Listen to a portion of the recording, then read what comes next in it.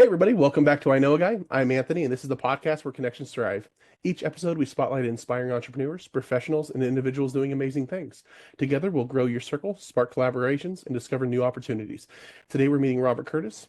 Has he successfully owned and operated multiple small businesses and extensively consulted with fellow entrepreneurs on key areas like operations, marketing, and sales, and exit strategies. Over the past decade, he has empowered small and mid-sized business owners to keep more of their hard-earned money by implementing advanced tax strategies that significantly lower their tax liabilities. How you doing today, Robert? Pretty good. How are you? I'd say fantastic, but I'm gonna go with good because I still have a little touch of a cold, so almost fantastic. Okay. But if you want a 1 to 10, we're looking at like a 9. All So right. Hey, can't. no, absolutely. It's. I was excited to have you on because I really loved our last conversation that we had. I've been seeing your posts and everything you're doing on LinkedIn. You're doing awesome things, and I think more people should know you. So here we are. Well, thank you. Yeah, to start off, where are you located? Where are you calling in from? Just outside of Philadelphia, southeastern Pennsylvania. Okay, you a lifer or are you newer to the area? A lifer, more or less. I'm a Navy brat, so anywhere there's water, we've lived. As my dad got stationed in all sorts of different places, but I was born in Philadelphia, and I came back to Philadelphia, and I've been here most of my life. Okay, I Yeah. got you. Well, for people that have never been, let's say you have some friends coming to visit. Where you take them? Where are you taking them? What are you doing? And where are you taking them to eat?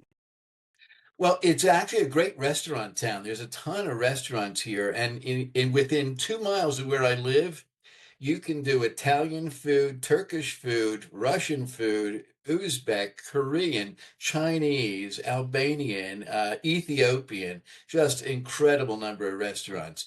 And then, of course, you want to take them to see the Rocky statue. And then the funny thing about, when you live somewhere, you kind of don't avail yourself of all the opportunities of people who come to visit. So I would take people to the Liberty Bell, but the last time I was there was a third grade class trip. So Yeah, when it's in your backyard, it kind of goes ignored, doesn't it? exactly. Yeah. So awesome, awesome. Well, that's great. All the restaurants down here. So Uh, don't threaten Terrific me with a good restaurant town. time. Awesome. So what can you tell us about what you're doing?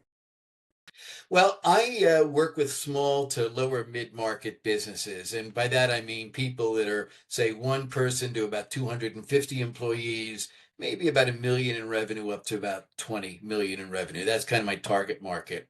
And what I do to help them or attempt to help them is to keep more money in their pocket by reducing their tax liabilities. So we've got 6 programs, and I kind of capped it at 6. I always look for programs that have the widest appeal and can be the most helpful to that business sector. But I capped it at 6 because I remember somebody once telling me, if you wear too many hats, you look like a clown. So, and I don't want to be too confusing to people too. So, they have 6 different programs. Some businesses can use all 6. Some may only be able to use one effectively. But I usually start talking to a business owner, finding out about their business. And I just love that because it just amazes me all the different kind of businesses there are and how people make a living and all these little niches. So I just start by asking questions, and always learn something every day from people. And then once I have learned a bit about the business and the business owner, then I'll suggest a couple things that I think may be helpful for them. And then after that, balls in their court. I always tell people I'm a lousy salesperson. Uh, I can't sell people, and I don't want to sell people. I want to talk to them, find out what they need. What's really keeping them up at night. What's the problem they're dealing with at that time, and then find a way to help them. Whether it's the programs I have, or I have a pretty wide and broad network. So if I can introduce somebody to someone who can help them with whatever challenge they have in their business, I really enjoy doing that. And when it comes to my programs, once I explain what we can do and how it may help them, it's up to them to decide whether they want to proceed or not. I learned that if you try to sell somebody as opposed to allowing them to buy or make a decision, all you're doing is asking for a problem further down the road. And I don't want that. I want people to feel comfortable and feel that we're working together. Yeah, and a lot of that just comes with experience, which you obviously have because you're not out there, like you said, trying to sell people. You're saying, I have a valuable product. It's going to help the people Yeah, that want to be helped. Here's what it is. So that's awesome. exactly. That's fantastic advice. So if anybody's listening, chop that down. But I uh, learned it the hard way, in all my 20s. all of us do. You go out with commission breath and you start pitch slapping everybody, and it's never worked one time in the Never, history of never, never, ever. ever. And you learn quickly that okay, nobody like that. Nobody's here because they want my stuff. They're here to network or collaborate or work together. You learn quickly, or you get out of business. That's like kind of your two options. So Yep. awesome. Well, you've done a lot. You've owned and operated a lot of small businesses. How did you end up where you are now? Kind of what was that journey like? Well, it was actually kind of funny, and a little bit of it had to do with COVID. Um, but I had owned a number of small businesses, so I understood what a lot of the challenges were. Whether it's marketing or operations or other things. And one of the biggest things I noticed was the tax burden. There seems to be a heavier tax burden on small businesses than there is on really large businesses, and enterprise companies. And I realized that one of the reasons for that is because the small businesses don't take advantage of all the tax structures and advanced tax strategies that larger companies do. So I looked at some and figured out, okay, which ones can really be used by small businesses. I mean, there are clearly some that can't be. They're just sort of made for the Boeings and the AT&Ts of the world. But there are a lot that can be used by small businesses. So, I looked at around at a number of them, found people who really knew their stuff. I mean, were expert at it, had been doing it for 20, 30 years. So they really understood it, had a lot of experience and expertise. And we put together a number of programs that small businesses can use, to help them. So that's what I was looking to do. And then how COVID came along is one of the things I was doing was working in business sales, selling business or exit strategies. Um, and once COVID hit, it was really hard to show a business, to somebody. In Pennsylvania, actually, you weren't even allowed to, as a realtor or as a business broker, go in and show properties and be in a confined space with somebody. So there, I was looking for, okay, what can I do? And how can I help people where I don't have to be in their presence? And that's when I began to grow a lot of these programs. And I had been doing some of it before, but I grew it even more. And then because of COVID, I'd say 90% of my clients were within 45 minutes of my office. And then suddenly after COVID hit, 10% of my clients were nearby. And it was who I got introduced to, whether they were in Oregon or Massachusetts or Texas or Florida. Um, so I mean that's how it began. And the programs, as long as somebody owns a U.S. business and they're paying taxes to Uncle Sam, we can help them. Yeah, no, and what you said, first is absolutely true. A lot of us we hear the trope at this point where it's like, well, Amazon doesn't pay taxes, and it's like, okay, and that's as far as you're going to look into it, right? Right. It's not magic. They're taking advantage of things that you just don't know about. Maybe you can't afford a team of forensic CPAs to go out and find these advantages for you like they can. So Yeah. when something comes along, it looks like, well, why haven't I heard about this before? Well, it's because the big companies don't necessarily run around talking about this kind of stuff. They like Yeah, to keep. they don't. And then also CPAs are great, and mostly what they do is keep you out of trouble. Right? They just want to make sure that your quarterlies are filed in time, that the payroll, and everything is done. And most of them don't really look at tax strategies. They're looking at the past, or the present, and making sure that you've got all your ducks in a row. So what we do is we come in with tax strategies and work with accountants and attorneys and financial advisors. We don't try to replace somebody's trusted advisors. We, do the project we come in to do. We work with them, and then we're always there, for advice and backup. But again, if you've got trusted advisors, we don't want to replace those people. We want to help them and work with them. Absolutely. And those are the people that are super, super thankful that you've come along and been able to work with them because you're helping their clients. Everybody gets a good gold Yeah. star in that situation. So that's awesome. What do you think your favorite thing is that you're doing now? Working with, well, one of the most interesting ones right now is what's called a mini captive insurance company. And or it's an 831B. Everything has got a name that has to do with a passage in IRS law. But what it is a company can actually set up their own insurance company, and it can create a lot of tax savings. It's a way to grow money and it's sort of like a 401k, in a sense. And you can do a number of things with something like that. Say a dentist can use it to make a bridge between his regular insurance and what comes out of pocket to not only reduces insurance premium, but reduces taxes by taking on, some of the risk. An HVAC company or plumbing or anybody in the trades could sell to their clients an extended warranty. And this is sort of an insurance company in a sense, right? They take that money, they put it into the insurance company, and then if they have to do a repair, that's what covers it.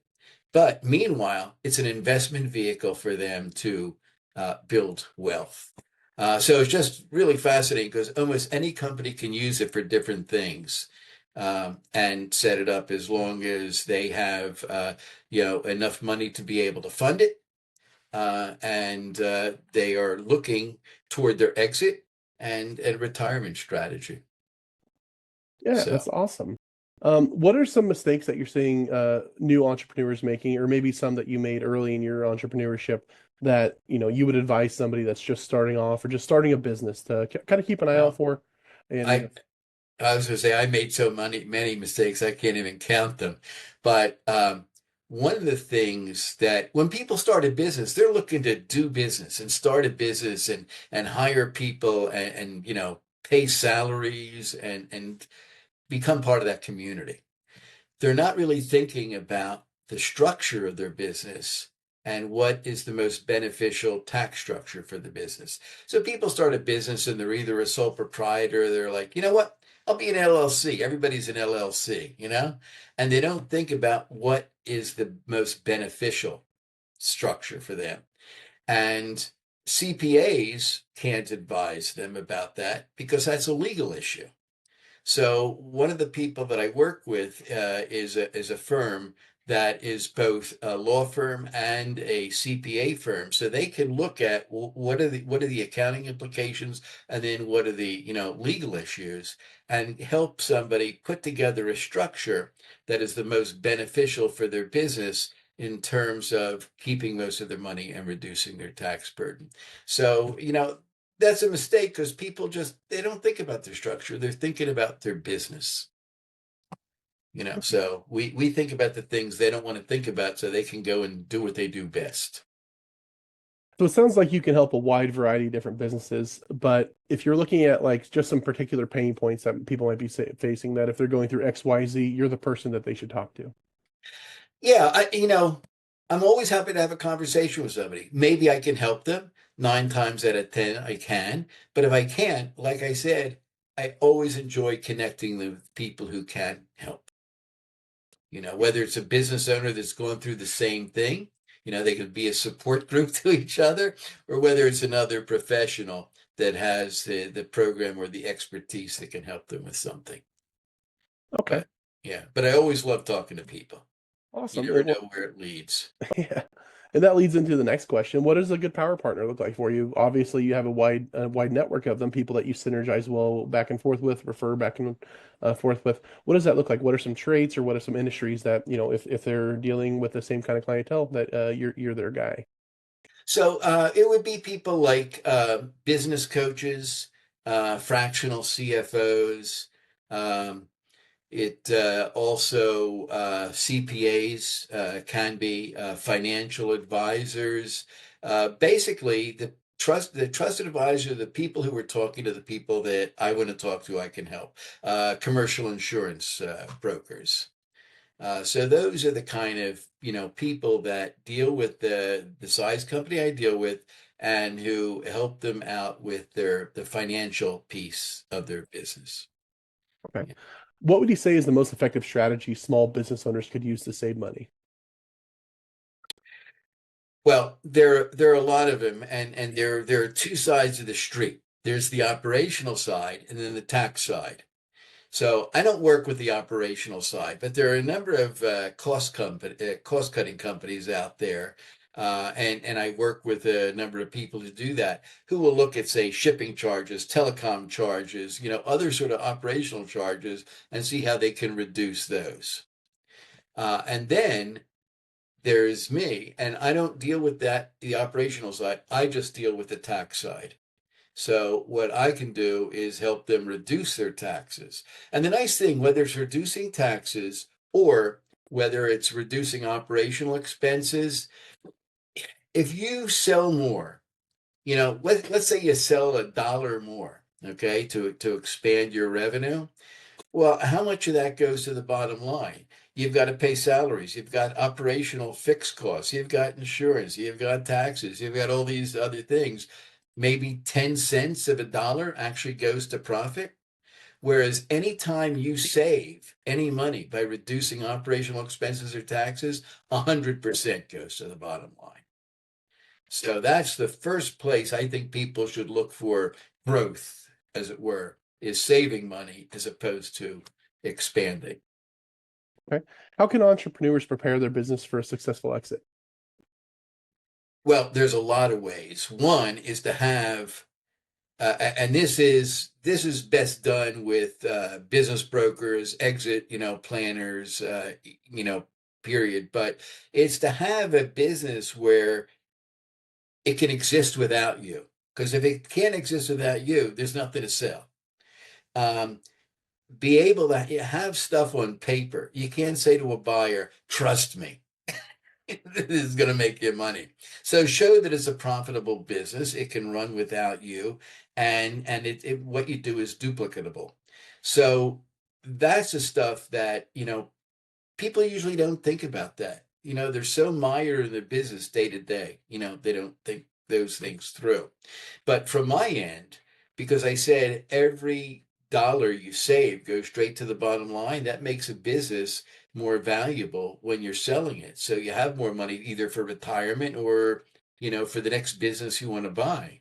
So it's looking, and I would say probably 3 years ahead of exiting your business. And hopefully, when it's 3 years ahead. You want to retire, or you want to do something else, or I had a guy who just wanted to move closer to his kids because they just had grandkids.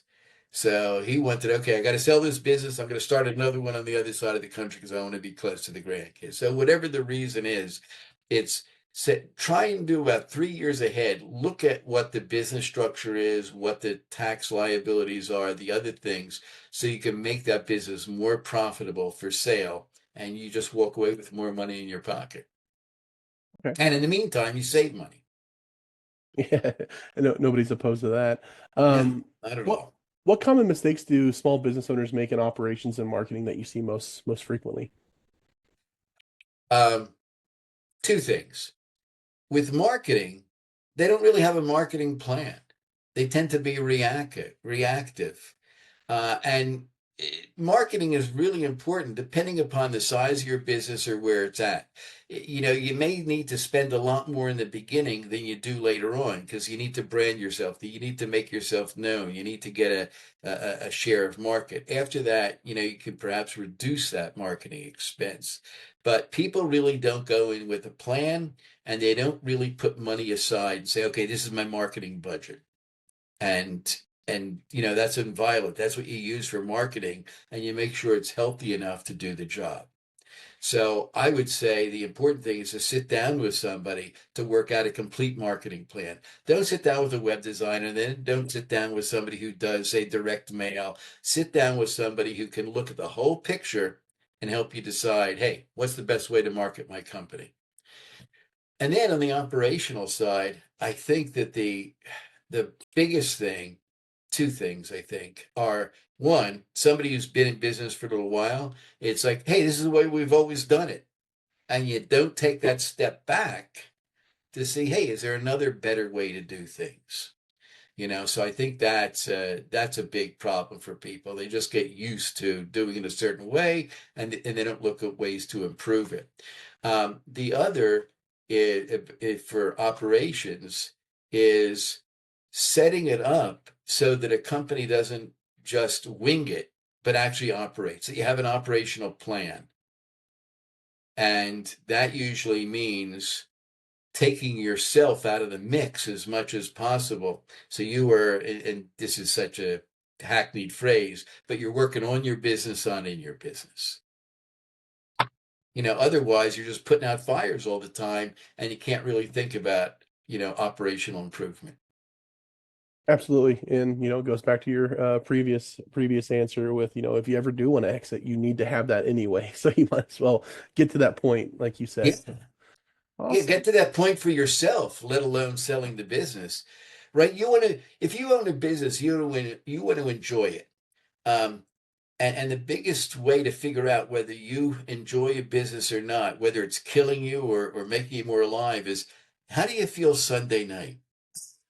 I remember when I was a kid, the Sunday night was just horrible. The school was Monday morning, the weekend was over.